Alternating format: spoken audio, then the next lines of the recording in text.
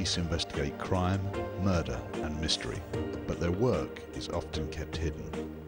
Now, 3 of Britain's most respected mediums have joined forces to reveal how their incredible gifts can be used to provide evidence where often the only witnesses are the dead. Colin Fry, Tony Stockwell and TJ Higgs will take on closed cases, baffling murders and unsolved crimes. They'll help families find answers, unravel mysteries and illuminate the unexplained. Together they are the Psychic Private Eyes.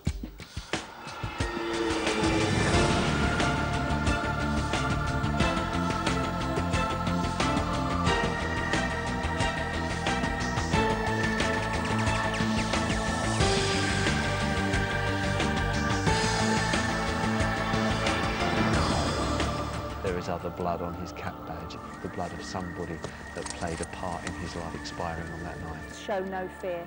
The minute he catches that in your eyes, that's it. Jeff's life definitely was not taken here. My name is Diane Gray. My son, Private Jeff Gray, died at Didcot Army Barracks in 2001. The army say he took his own life, but he was shot with 2 bullets, one either side of the head, and suicide is just something I have never ever believed from the very beginning. Jeff was only 17 when he died. He had a zest for life. He loved army life, he loved the outdoor life. He had no reason to kill himself. I believe that Jeff was murdered. For the last 5 years, Diane's cries for justice have fallen on deaf ears. Hoping they can shed some light on what happened to her son, she has asked to meet the Psychic Private Eyes. I'd like to ask the psychics to help me to find out what happened to Jeff that night. And I need some closure to this, and hopefully we'll get some answers. Psychic mediums Colin Fry, Tony Stockwell and TJ Higgs are on the case. Colin and Tony have one-to-one readings with Diane, whilst TJ uses a photograph to pick up on Jeff's psychic energies. As in all our cases, our psychics know nothing of Diane's story when they meet her for the first time. Now, I feel that your boy must have passed after your mum. Do you understand? Yeah. He's bringing me a teddy, and it's his teddy as a boy. He must have had bunk beds as a child. Yeah. He was always the leader of the pack. You see that? Out of whatever children, and they talk of 3 children, but he was always the leader. Why are you showing me Johnson's furniture polish? That's weird. It's not weird. Not to me, it's not. It isn't? No. Once your son started laughing, you couldn't stop him. If something struck him as funny, that was it, you know. He couldn't get control of himself. He would just laugh and giggle. And he's just showing me this tin of Johnson's furniture polish. He's got a tattoo. Yeah. Yeah, do you know he has a tattoo here, on his leg here? Yeah, he did. Okay, he's just putting a tattoo on the lower part of my leg. There's a young man standing with me who's very proud, and there's a lot of intrigue over his death. I'm saying to your mum now, and to your son, what's this about? And it's something to do with people that have not been held responsible for your son's murder. They either need to be held accountable, or they need to be giving some answers. He did not kill himself, and his mum knows that he would not have killed himself.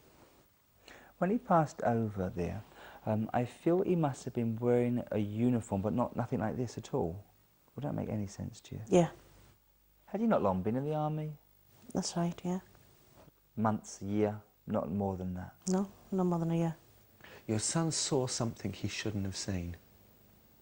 He's showing me something that I would associate more with sort of like what people think of as witches. Sort of like some secret ceremony. They talk about it goes deep. There's like institutionalised sort of bullying or something like that I'm picking up, something like that. There's bullying, and when he'd had a beating, and he did take a beating before his final breath, he would have just covered it up, just told his mum it was on exercise, it was you know, other things to cover up the bullying. He didn't want anybody to know. He just thought that was part of the system. He shows me tidying his bed space, and by the time he's come back, it's all over the place. There's almost like a secret society, keeping the purity of the army. Anything that is not to these rather sick people's understanding of what the army should be must be got out or got rid of. Whoever hurt him, you see, because it's predominantly one mind that leads other people. But this person is really quite mad, but looks very sane on the outside, you know? But they were all terrified of this guy. And I know I'm not going to get the words quite right, but I want to call him like the Reaper or the Crusher. Whoever he's indicating is totally insane. He showed me a stick under the arm, so I know that would be a drill sergeant of some sorts. But there's a corporal involved as well, and the drill sergeant's got a different colour berry on. Your son wasn't a guy to shed tears easily. You know, he was sensitive. I feel that he was sensitive and he was in touch with himself. The last time you saw him, he seemed unusually emotional. Almost as if there was part of him that didn't want to go, didn't want to leave. Yeah, the last time he came home. He is murdered, for want of a better word, by his own people. And there's a group of 4 of them. He keeps saying to me, executed, executed. Not attacked now, not murdered, executed. So I know this is very much a thought-out process. There was some kind of explosion in the way that he passes also. And I can hear like a big bang going off here. He's received like a major impact, like a gunshot, to the forehead or to the head. Yeah. And it's made to look as if this young guy has shot himself, but he hasn't. Now this is either double-barreled or twice or 2 guns. There's some duality to it, you know. That's right, it's yeah. 2 times, twice, 2 barrels, something like that he's aware of. There's 2 bullets dispersed. You can't shoot yourself twice. I would have died with the first impact. Do you know if someone had attacked him around his throat prior to him being shot? Would you know that? He's drawn my attention to my throat as well. I feel I can't breathe very well. He's still pulling at my neck. Or do you know if something was tied around his throat? I suspect there was. Okay. There's something personal to your son that either should have been with his possessions or on him at the time of his passing, and it's never been found. And I get the feeling I want to talk about a watch or a ring or something of this nature, but whoever is responsible for his passing is a trophy collector. He takes something from each person he snuffs out. Would you know if he was found outside? Yes, he was. That's fine. At the time of year where he passed, do you know if it was autumn? Yes, it was. It looks like an open green space. You see this? And I can't see lots of buildings around me when I'm in that space. Would he be like lower in the ground, in a ditch? Yeah. The position his body was found in did not match the injury to his body. Yeah. Therefore, he had been moved. They made it look like an accident, but it wasn't. And they know, the hierarchy know it's not true, and they're not going to do anything about it. It's gone too far, and they're not prepared to lose face. If you were going to take your own life, you wouldn't do it in such a complicated manner. You just do it. Yeah. Only an idiot would say it was suicide. But everything's been swept away. There's paperwork missing as well. He's not the only person that this happened to. Since his passing, someone walked right up to you and said, "I wish I could tell you what I know." And then they had to walk away very quickly because they were even frightened to be seen talking to you. Yeah. And he's just saying to me, "Mum, please understand, they can't tell you." It would endanger their life if they did. Yeah, I do understand that, yeah. I feel that your boy's passing won't go in vain, because I get a very strong feeling that if you persevere and push this and get to the bottom of this, will save other boys' passings. That's what I'm thinking.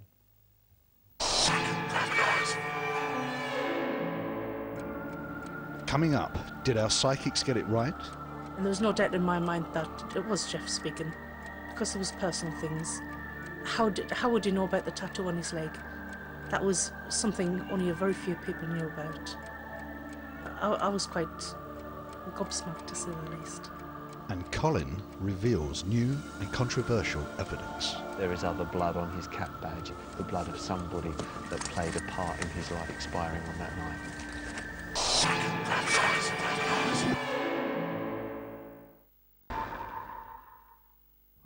The psychics are working with Diane Gray, mother of Private Jeff Gray, who died under mysterious circumstances at Deep Cut Army Base in Surrey, England.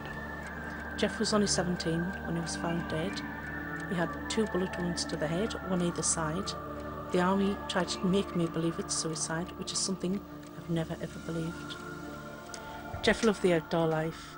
He joined the Scouts from being very small because he just loved the uniform.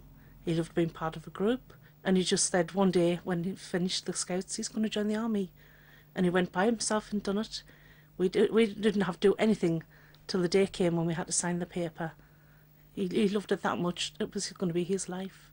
The day he ran for East London's fastest man, a member of the army was there who spotted him, went over and said, you know, if you come and join the army, we can take you further, help you with your run, help you with your career, and maybe one day get you to the Olympics. They promised to look after him, but they didn't. I feel cheated because the army were Jeff's parents at the time. We'd looked after him for 17 years. They couldn't even look after him for a year. It was Jeff's very last night of guard duty at Deep Cut, and then he was going to move on to Leckensfield in Hull. And I think it was the last opportunity to get back at Jeff for whatever reason, while he had a gun in his hand, to make it look like he'd done it himself.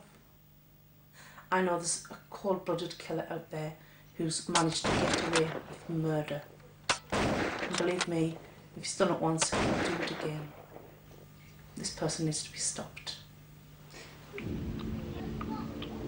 Colin has asked to meet with Diane for a psychometry reading. He'll use personal items to strengthen his connection with Jeff's spirit. But I must stress, it's not real. It's not real. It is only plaster of Paris. Right. But it was just a huge joke with Jeff. It's just like I want to put it on someone's pillow. But I think it was like an ongoing joke. It would be the source of like amusement or joke more than once, quite often. Yes, it has been. What is claimed happened to him seems so out of context with him. It doesn't sit right, it doesn't feel comfortable, he doesn't want just justice for himself and for his people. There are a number of people that deserve answers about what happened to their people as well.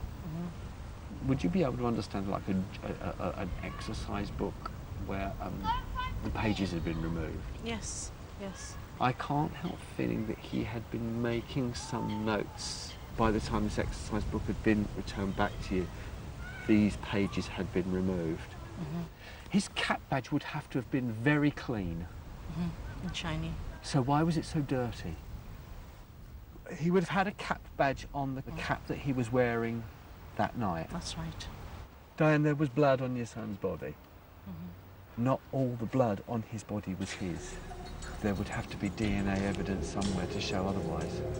So unfortunately, Jeff was cremated, and his uniform was incinerated the day he died. There would have been blood on the uniform, and there would have been blood on his original cap badge. The cap badge does still exist. Do you have it? No, the coroner had it, and she gave it to the police. And I do know there is blood on the cap badge. And I can only put 2 and 2 together and say that if there is other blood on his cap badge, it has got to be the blood of somebody that played a part in his life expiring on that night. The coroner's officers did say there was minimal blood splatter on Jeff's cap. Right. And I had seen another psychic a couple of years back, and she told me that all the evidence is in the cap badge, so that does make a lot of sense to me. Right, okay. Colin has highlighted many of the inconsistencies surrounding the case. This is just another piece of the puzzle. Consumed for the last 5 years by her son's death, Diane has been trying to comprehend what happened to him on that fateful night. A padre and an officer came to our door on the 16th of September 2001, 9:30 in the morning, and told us that our son was found dead in the early hours of the morning. 3 shots had been heard and he was later found dead. He'd said that it looks like he took a gun on himself. And straight away I said, what, he's missed the first twice? There was a big time difference from when the shots were heard and Jeff was later found, over an hour later. If they told me Jeff was messing about with his gun and it's gone off, I could have accepted that. But to be told suicide, I'm sorry, you picked on the wrong boy there, because it was just totally bizarre and out of character. When your son joins the army, you do think about times of you may get that knock at the door, and you do prepare yourself for it later on when he goes to action, but you don't expect a knock on the door when he's only in a training camp to say he's dead. It's something no parent should have to go through. He's drawing my attention to my throat as well. I feel I can't breathe very well. Still pulling at my neck. The day after we were told of Jeff's death, we went down to Deepcut to the hospital to identify Jeff's body. And when I pulled the drapes back from him, I saw red marks around his neck.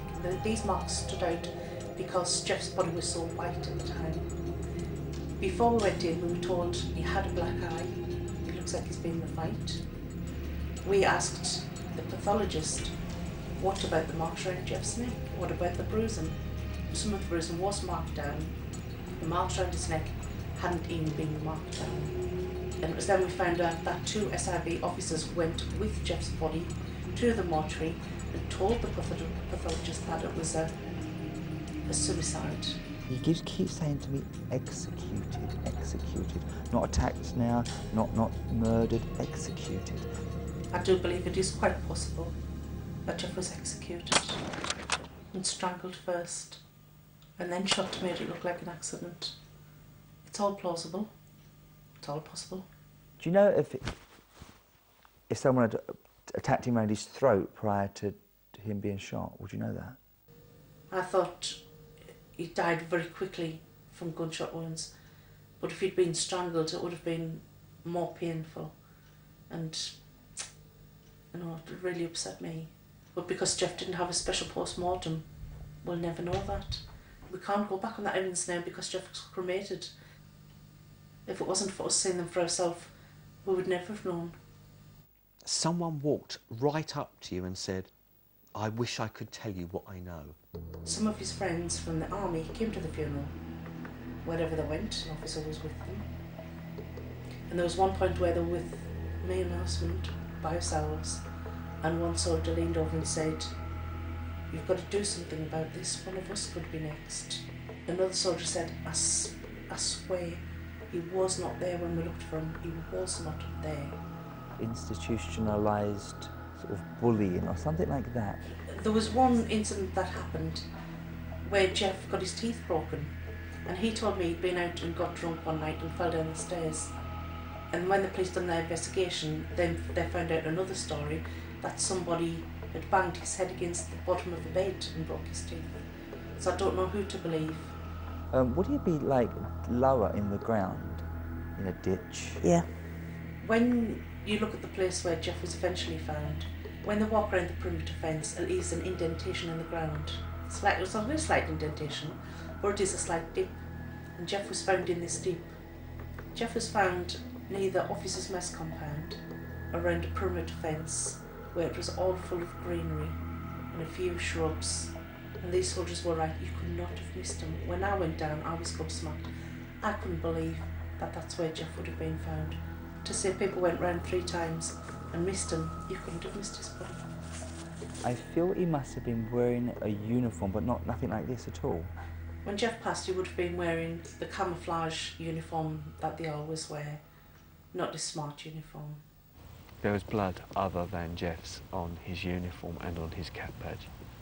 We've asked the solicitor, Surrey Police, if they'll release the cap to us so we can have it tested independently.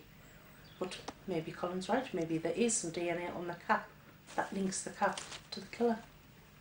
Jeff's badge was removed from his cap and was found close by his body. Now to me that is a dressing down. It's a sign of humiliation from the army to remove your cap badge and throw it to one side. He takes something from each person he snuffs out. When Jeff's body turned up at the mortuary, he wasn't wearing a watch. I find that very unusual because Jeff always wore a watch. And maybe Colin was right, maybe it's been took as a trophy by the killer because the watch has never turned up. Would you be able to understand like an exercise book where the pages had been removed? When we got Jeff's things back, there was an exercise book in there and there was pages ripped out. Because when I looked at it I thought, this book's a bit thin. Maybe he's been pulling pages out to write, scribble notes on and things like that. And I never thought nothing more of it till Colin mentioned it. I don't know who removed the pages from the book, but if it was the army, before they've sent Jeff's things back, maybe there was things on there they didn't want anybody to see. Why are you showing me Johnson's furniture polish? That's weird. It's not weird. Not to me, it's not. It isn't? No. And there was a memory of when Jeff came home, he had the Johnson's polish and he was cleaning his boots with the polish and he was showing his younger brother Adam how to make the boots very shiny. It's the last time you saw him, he seemed unusually emotional. Almost as if there was part of him that didn't want to go. The last time that Jeff came home, he had a really, really good weekend. He'd been out partying, been out with girls and everything. He'd had far too much to drink. He was vomiting all morning and he was crying, just saying, I don't want to go back, not like this. I'm going to be sick on the train, what am I going to be like? And on the way back, we got to the station and I went to give him a kiss and he went, oh, you can't kiss us, I'm all full of sick and everything. And I went, don't be silly, give us a kiss. And he did. And I'm pleased he did. Imagine if he hadn't.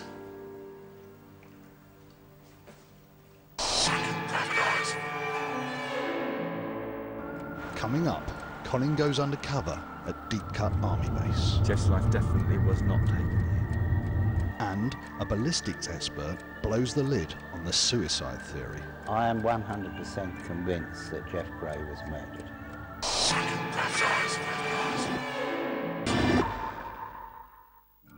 The psychics are working with Diane Gray, whose son Jeff died under mysterious circumstances at Deep Cut Army Base.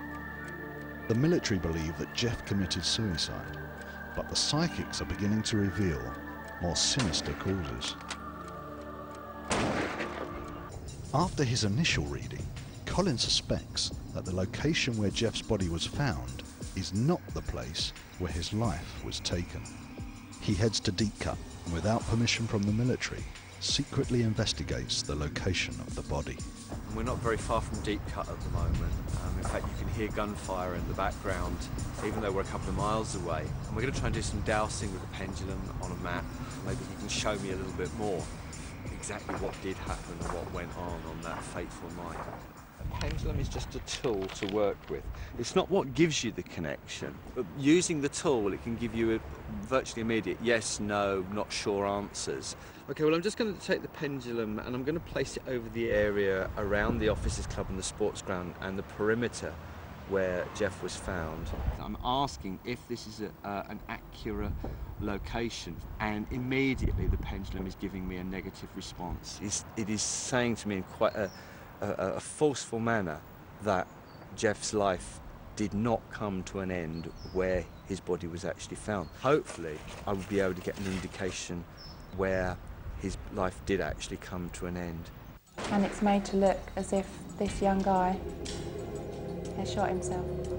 2 times, twice, 2 barrels, something like that he's aware of. There's 2 bullets dispersed. You can't shoot yourself twice. All 3 psychics saw 2 gunshots to the head, but is there forensic evidence to support this? Leading ballistics expert Frank Swan was called in to examine if Jeff could have shot himself twice in the head.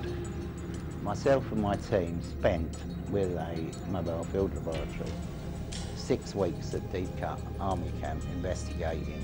With the consent of Adam Ingram's Defence Minister at the time, we conducted numerous shooting tests and forensic tests, and they all led us to the conclusion that Jeff Gray was murdered. In all, we fired 800 rounds through SA-80s provided by the guardhouse at Deep Cut. So our tests were quite extensive, and we couldn't repeat that scenario. The minute we wanted the logs to see who'd been issued with which weapon, because they're all serial numbered, the military alleged at the camp that they'd been destroyed, which is most peculiar because the military are great at keeping records. But we did have photographs of the deceased, Jeff Gray, actually where he was on the floor. Jeff Gray was on the outer perimeter near the cricket pitch, but there's a wire fence. The photograph shows him approximately 9 inches from the wire. So anybody patrolling either had to step over him or fall over him. It was impossible for them to have patrolled that area, as they allege, 4 times without seeing him unless the body was moved. 3 gunshots were reported around 1 a.m.